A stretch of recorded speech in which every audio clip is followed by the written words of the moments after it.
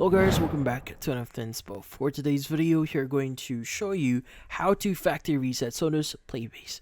So if you're interested, let's get started.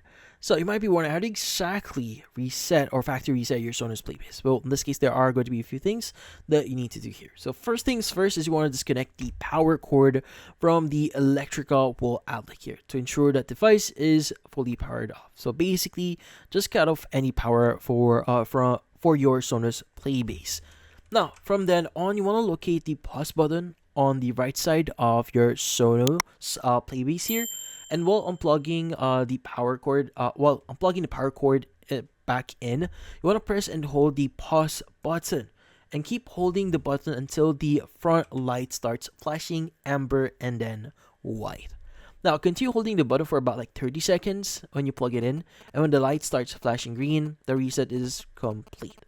Now, this one is fairly easy as long as you follow the steps, but that's about it. Hopefully, this video is able to help you. Like and subscribe to NFT Inspo. Thank you for watching.